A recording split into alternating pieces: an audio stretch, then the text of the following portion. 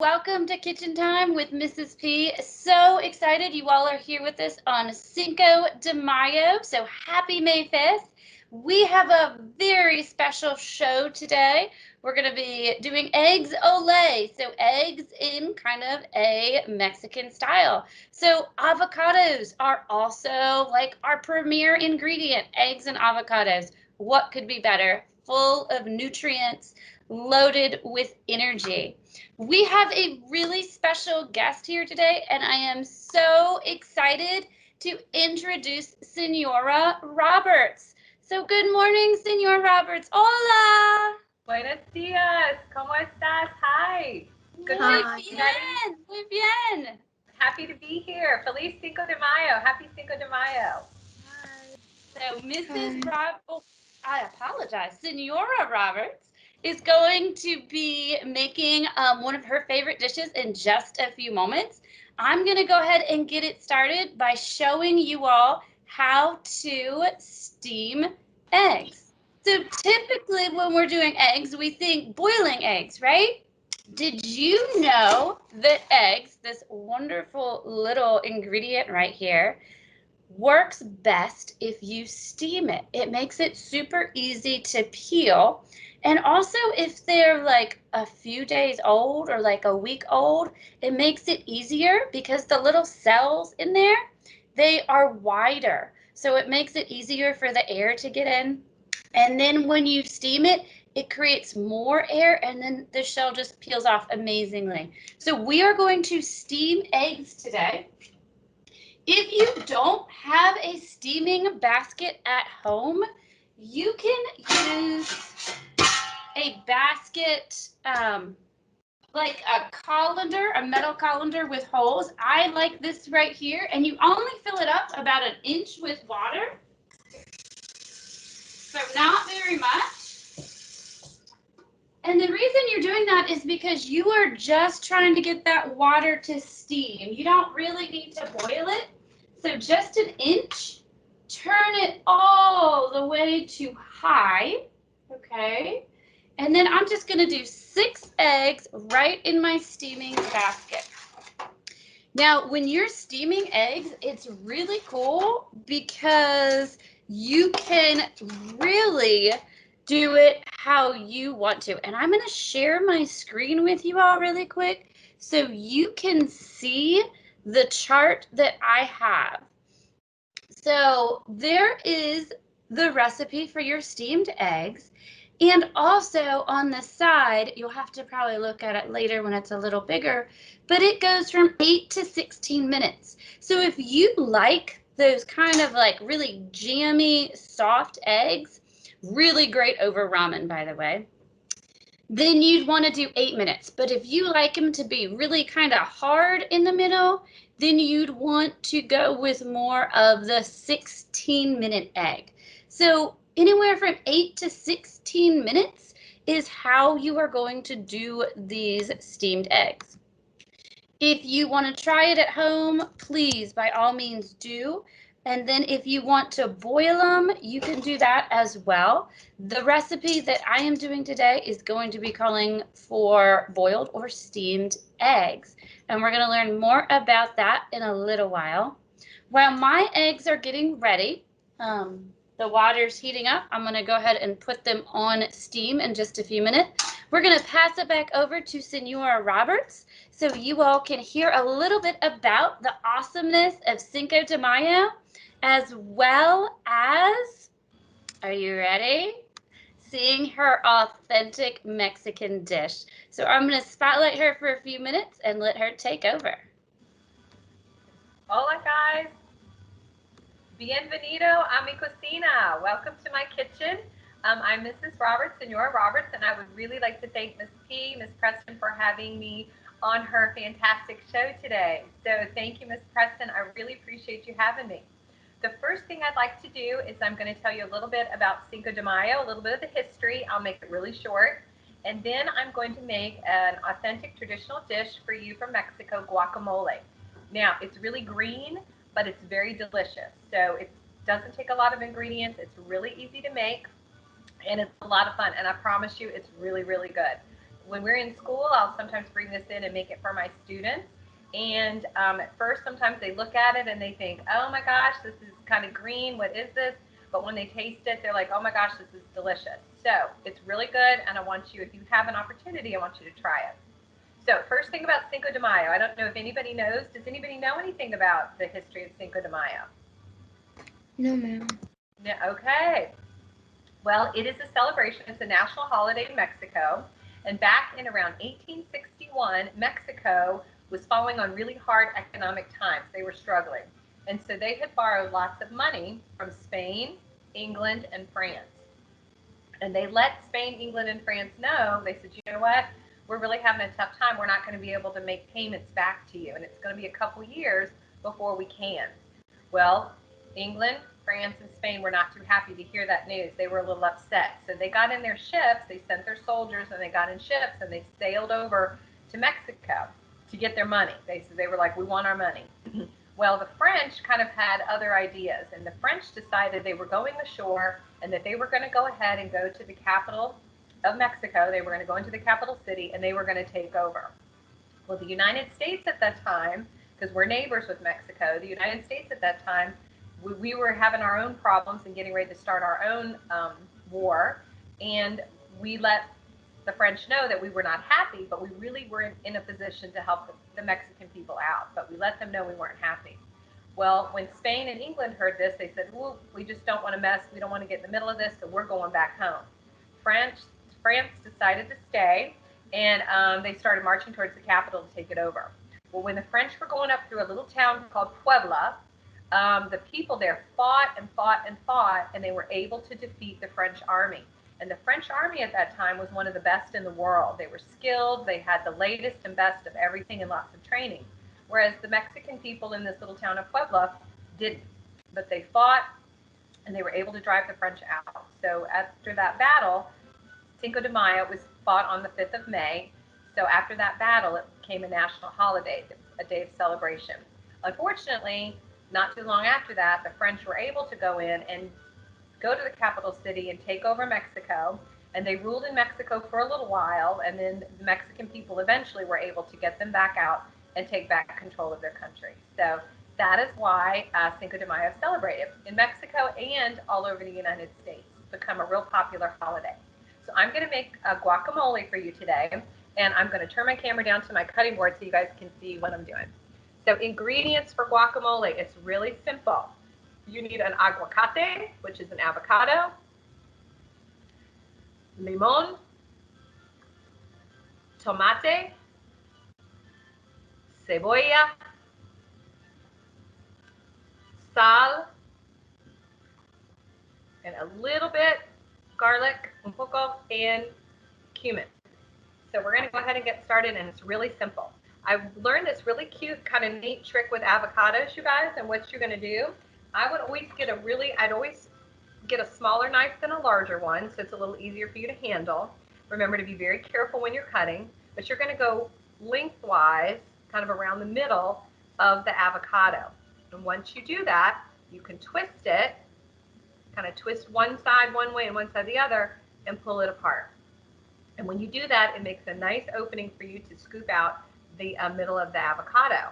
So you're going to kind of want to poke the seed to get that out, pop that out, and then you're left with 2 halves of the aguacate. So what I would suggest is just get a spoon, and you're going to just scoop it out and scoop it into your container. Now I happen to have a mortar and pestle, and sometimes if you go to a Mexican restaurant, you will see one of these on the table. Sometimes they'll prepare guacamole for you right there when you sit at the table. And this is what they use, and then this is what is used to grind or mash up everything that's in. So I'm going to use 2 avocados today. So my recipe calls for 2. Again, I'm going to slice right around the middle, twist it, and open. Go ahead and poke my seed, pop it out, and then scoop. Now, when you go to the grocery store to get an avocado, an aguacate, you want to make sure that it's kind of, when you squeeze it, that it gives a little bit. That you don't want it completely mushy because that means it's too ripe, but you want it to give just a little bit, and that means that it's ready to eat. If it's really hard, it's kind of like a banana. You eat a banana when it's really green it's too hard and it doesn't have a lot of taste. So make sure it has a little give to it. Okay, so I did 2 avocados. And then what I'm going to do, I like to use a serrated knife, the one that's got all the little bumps across the bottom. And the reason, it just seems to cut through when you especially use it for onions and tomatoes, because tomatoes can get kind of mushy and the skin on the outside of the tomato is hard to cut. So what I've done, I've made little cuts in the top of my onion. I've gone this way, kind of made like a tic-tac-toe board. Gone this way and then gone this way, and I cut down a little bit. Then I'll turn my onion on the side, being careful to keep my fingers out of the way, and just very carefully just slice right down on the onion. And that'll create little pieces, so I don't have to do a whole lot of chopping after I've done that. So you probably want about 1/4 of a cup of onion, and if your pieces are still too big, I'll get kind of one of these big ones and just hold my fingers on top and just chop.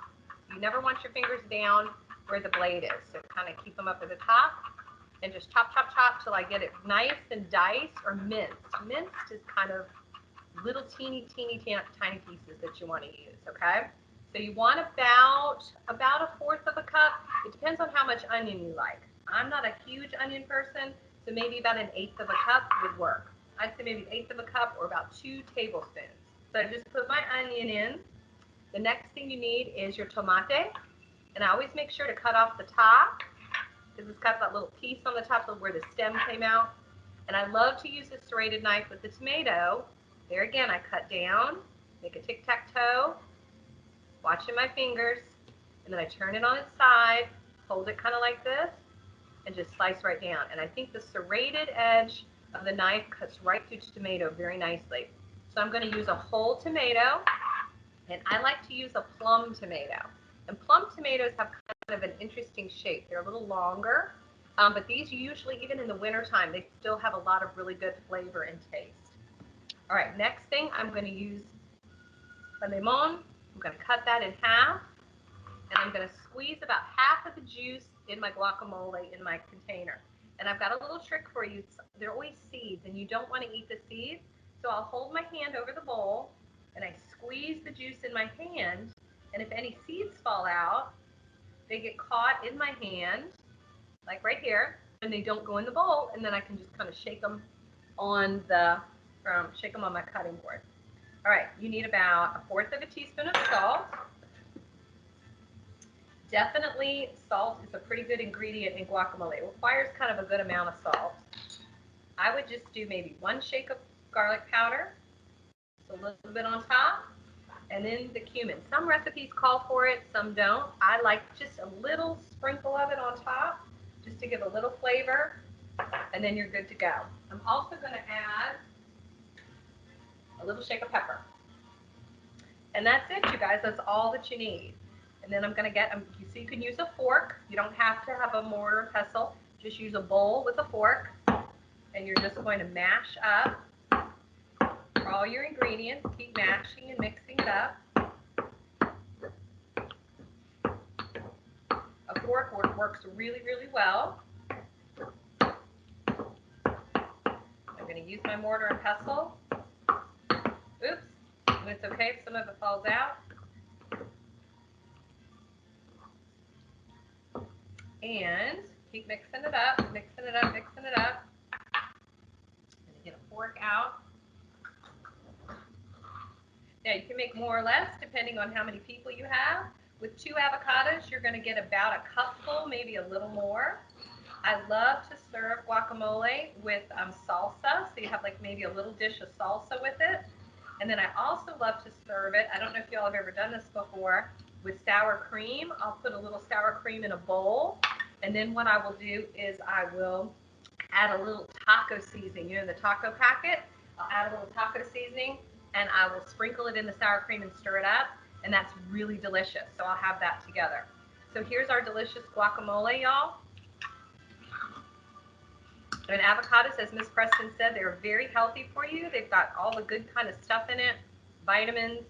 I'm going to taste it and see how we did. It's perfect, and it's delicious. So, thank you for having me make some guacamole Enjoy and happy Cinco de Mayo. Adios. Thank you, Mrs. Senora. That was wonderful, Senora Roberts. All right, are you guys ready? Our steamed eggs are just finishing up, so let's go ahead and look at some kitchen safety when we are taking a hot pot off of the stove. Remember, use your pot holder. If you have a really thick kitchen towel, you can use that too. I'm gonna open up this lid away from me. You see that? So it's away from me. And you can hear the steam. I have a bowl of ice that I have already prepared. And I'm just going to use a slotted spoon and drop the steamed eggs right in this bowl. And if you want the nice jammy eggs, remember it's only 8 minutes. If you want eggs that are a little more yellow, a little more hard, go ahead and do it for a few minutes longer than that. I am going to go ahead and switch out my pans really quick so we can get the next recipe started while our eggs are cooling off. So the next recipe we're going to be doing today is an egg roll-up. All right? So an egg roll-up is basically a flat omelet. And I'm going to go ahead and show you all. Oh, I apologize. I shared the wrong screen. I'm going to go ahead and show you all how to do a flat omelet. These flat omelets are really great for all sorts of different things.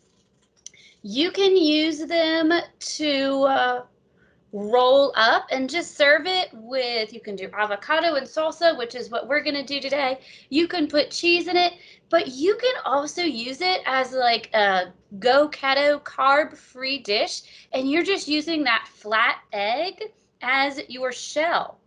So it's really great where if you don't want to use bread, you're just going to do this flat omelet, okay? So let me go ahead and show you all what we're going to be doing. And hopefully you all can see me. So I've got my pan right here, and I have, you can use butter or you can use olive oil. And we're just going to get this nice and hot and melted so that we can go ahead and get the egg in there. I'm going to go ahead and put it on medium. You're going to need a spatula, all right, to kind of move it around a little bit, but you want the rubber spatula kind. And the reason you want the rubber spatula is so that you can really get underneath the sides when we get ready to pull it out. And I'm going to go ahead and start beating our eggs. So we have our dish right here. Okay. Sometimes you want to rinse these eggs off. Okay. That's already a cooked egg. And the reason you want to rinse the eggs off is because they're a little dirty. And when we crack the shell, it's really important, if a little bit of shell gets in there, we don't want all that dirt and bacteria in there. So I am going to rinse this really quick. All right, we're going to use the edge of our dish. Okay, got a little crack. Our thumbs, carefully pull it inside the other. And I have my little dish for putting all of my extras. You can use a fork or you can use a whisk to beat this egg. Tilting your bowl slightly, just using the tines, that's the tip of the fork, and rotating your wrist around to really kind of get it nice and whiskey. You can use 1 egg or 2 eggs, depending on how big of an omelet you want or how big of a wrap you want. I think for this case, we might go ahead and just use 2. We'll use 2 today again. And if you noticed, I did it on my cutting board instead of the side of the dish, and you see how it crushed more like that? So I had much more likelihood of getting shell in there. So definitely try to use the side of your bowl so you have a nice cleaner crack. Once you get your eggs whisked to your liking, this is a good time to add salt. And I wish I knew all those really cool Spanish terms that Senor Roberts was teaching you. I think it was sal. And just put a little pinch of salt in there. If you like pepper, you can go ahead and add your pepper. It's really great to season your eggs before you cook them because it just gives them a little bit more flavor, and salt brings out the flavors in things. All right, so my pan is ready. You need to make sure that that butter is nice and sizzly and all around in your pan. And the reason we want to do that is to make sure that this will not stick. Okay, we don't want this egg to stick. So I'm going to carefully pour it in.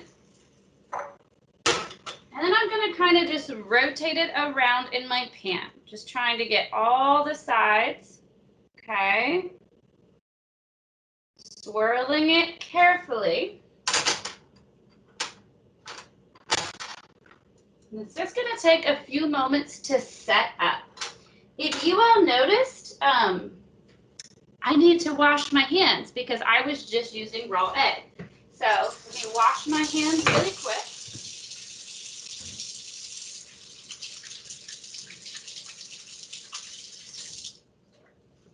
All right, well, our egg is still setting up. And I also have my little sriracha on. I had to tie it up because you don't want anything loose hanging in the kitchen. If you have loose things in the kitchen, what typically happens is they can kind of catch on fire. They can catch on different things, on pots, on pans. So always make sure your clothes are more form-fitting in a kitchen. You don't have any big loose sleeves. And we're waiting for this egg to set up. Just gonna be a few more moments. And while this egg is setting up, our other eggs are cooling. So we're doing multiple things at one time here. Always trying to make sure you are timing out your food. Really important when you're cooking, have like time schedules down. How long is one thing going to take to cook? And how long is the other thing going to take to cool so that you can always keep moving within your kitchen. Just makes it a little easier for you all to be multitasking, which is that great word that we like to use a lot as adults, right? All right, so I'm going to take my rubber spatula and I'm going to get my sides ready, okay? Making sure that my egg is ready to go and can be ready to slide out of my pan. There's a little bit more egg to go, but the great news is nothing is sticking right now. So when this is ready, what we're gonna do is we are just gonna slide it right out onto a plate. You can also do it right out into a cutting board. And then we're gonna add a little cheese to it. I've got some Mexican cheese right here while it's finishing up. So it's very similar to an omelet. You can roll it in the pan if it gets stuck. So you can use your rubber spatula and you can tilt your pan and you can start rolling it right in it. Or you can slide it out and roll it up that way. I'm going to slide it out in just a minute so you all can see the nice and flatness of it, which is really good if you want to stuff it later. So you would let it cool a little and then you could add spinach to it or any kind of meats, roll it up. All right, so I'm just going to slide it out, slide, slide, slide, which is why it's so important to have lots of butter in there. All right, there you go. So we have our nice flat omelet, right? This is what we call an egg wrap. So it is now a wrapper for anything we want to do. It's just like a tortilla without all the extra carbs. We're going to go ahead and use this as an egg roll-up today, though. So I have my cheese in it, and that's all we're going to do. And now I'm just gonna roll it up, okay? Just roll it up. All right. So we have, oh, look, I have my little Cinco de Mayo napkins here. So it's all rolled up. While this is setting up, I am gonna go ahead and just slice an avocado so we can serve that with it. Let's see if you can see my cutting board. And my avocado, when I do mine, I actually like to use a larger knife. Again, watching those fingers, but just like Senora Roberts did, you go around the avocado. All right, so around the avocado. Okay, so you get that nice seam, twist it just like she did. Now, everybody does it differently. The way I like to do it is fingers out of the way, carefully taking that knife, and if you press it into the seed and then you twist it, you can just use your palm to get it down a little bit more, it comes right out. And the way you get it off this knife is you just squeeze the back of it and the seed pops right off. All right, so what I'm gonna do now is I am going to use my knife, and if you feel like this knife is too big for you, you can definitely use a smaller one. And we're just gonna slice down and make little slices in the avocado. This avocado is actually really hard, which is weird because in the store it felt really soft and it's really hard at the top. Not sure what's going on with my avocado today. I think next time I need to take Senora Roberts with me. So if you just go under with your spoon, all right, you can pop out that avocado that you just sliced, and then you can fan it out. Typically, it works much better. Like I said, the top half of my avocado is not cooperating with me today, which happens sometimes. And you can fan it out and make it pretty. Just typically works much better with a riper avocado. So we have our egg, and now we can slice it, okay? I like to do, my kids like it in smaller pieces, kind of like this. So it's got the cheese in the middle, it's got the slices, and then I thought it would be fun if you serve it with a little salsa. You can make your own salsa. You can even serve it with guacamole. That guacamole Senora Roberts made looked extra fabulous. So I have my little ramekin, a little scoop of salsa. And then there you have it, an egg roll-up. All right, super fun, quick snack. Serve it with avocado, with anything you want, even some sour cream if you'd like. So that is one dish. And now we're gonna go ahead and get those eggs that we had just steamed a few moments ago. And we're gonna go ahead and see how easy they are to unpeel. Are you ready for the unveiling? So let's see how easy these are. Okay, I'm gonna just hit it on my cutting board a few times. Okay, here we go. Look at that. See, the beauty of steaming eggs makes peeling the egg absolutely amazing. So definitely recommend everybody tries it out. Again, it just makes that cellular structure a little bigger, widens it up. It's like the pores, so it's opening up those pores. I'm gonna rinse this egg really quick, and then we're gonna go ahead and do our next dish, and I'll share that with you on my screen while I am getting the egg ready. So far, I hope everybody has learned something, either from me or from Senora Roberts. Here is my screen. We just did the egg roll-up. And let's go ahead, and right now we're gonna do a creamy avocado salad. So avocados are super awesome, like we said before, just because they have this amazing natural creaminess.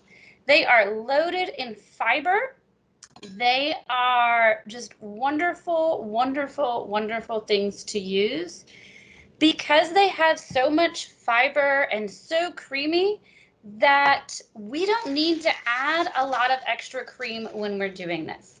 I am doing just a smaller version of this so you can see what it's like. I'm not going to make the whole dish, but I'm super excited to share it with you because I feel like if you are an avocado fan and want something nutritious added to your diet, this is definitely something you could try. So again, going down to my cutting board, I have my avocado.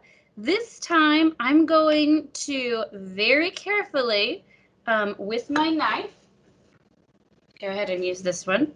Okay, making sure those hands are tucked. I'm going to dice it right inside of my shell. Okay, so making your horizontal and your vertical lines, making your little grid pattern. Okay, we've got our bowl. We've got our spoon, and we're just gonna get it right out of there. See that half worked much better. So everything is nice in there. And now we're gonna go ahead and dice up our egg a little bit. So eggs are really rolly, right? So we kind of talked about this before with rolly things. You always want to slice them in half first so they're not rolling everywhere. So making that bridge with your hand. Okay, I've got my bridge. So the knife goes under the bridge, tip down, firmly grasped, and just press down, okay? Sliding and guiding. Now I have my eggs and I can turn them upside down so they're not going to be rolly anymore. And I'm just going to, you can do the bridge or you can do the other method, okay? Whichever method you like. Making sure those fingers are tucked. We don't want to lose any fingers, especially those pinkies. Those pinkies have a bad habit of sneaking out. So as we are dicing these, this one is ready to go. I can carefully pick it up with my knife and add it directly to my bowl. One more egg to go, keeping those fingers tucked. All right, making sure that the blade hits the knuckles, not the fingers, especially not the fingernails for those ladies with longer fingernails. All right, fingers tucked. See, if I was to do this, I could potentially cut off my fingernails. So really keep those fingers tucked, okay? Watching pinkies. Pinkies have a bad habit of sneaking out there. Don't really know why. It's just how we were created, I guess. All right, scooping up that egg, putting it into that bowl. So now I have this delicious bowl ready to go. One of my little eggies snuck out. And I have some green onions to chop, okay? My knife has some egg on it, but that's okay because it's all going in the same dish. Always cut off your ends when you are using green onions. Okay, I like green onions because they're not as strong as regular onions, and they give this dish a nice little flavor. So again, watching your fingers, making sure as you're slicing, the tip is down and you are sliding. Tip down, sliding, tip down, sliding. Okay, and your thumb, okay, so if you hold your vegetables, your thumb can be guiding and pushing up while your fingers are flat. And you can see how that kind of works. So your fingers go back and your thumb is pushing up until you get to the end. If you want more of a dice, make a little pile. Remember, hand, palm flat, nice firm grasp, and kind of just move the knife. Always, always, always watching fingers, especially when you have bigger knives. Okay, pick it up carefully with my knife, placing it in my bowl. If you would like to add a little bit of lemon juice or lime juice, you can, like Mrs. Senora Roberts showed you with the lemon a few moments ago. Again, If you decide to use a little bit of this, I want you to be mindful if you're squeezing it in your hand. This lemon was already washed, by the way. But if you're squeezing it in your hand, make sure you don't have any jewelry in, because that jewelry holds bacteria. So I have, what is this, chef ring? However, I could also take this ring off. So if I'm squeezing it in this hand must be completely clean and jewelry free. It's a great tip to do it in your hand. I also like to do it with a ramekin too. Just in case I have squeezed too much. Ooh, this one's super juicy. I want to make sure that those seeds don't go in, and I also want to make sure I don't squeeze too much. So I always like to squeeze in a separate dish and then just add a little bit to what I'm doing. The lemon juice is completely optional. The reason we use lemon and lime juice when we're working with avocados is because of oxidation. It's going to start naturally browning from the oxygen, and we want to avoid that because we like our foods to look nice and green and beautiful. I'm going to use a little bit of sour cream for this. You can use any creaminess you want. You can use Greek yogurt, sour cream, or mayonnaise. My husband and I typically always do Greek yogurt for everything. I honestly didn't realize I was out until this morning when I was preparing.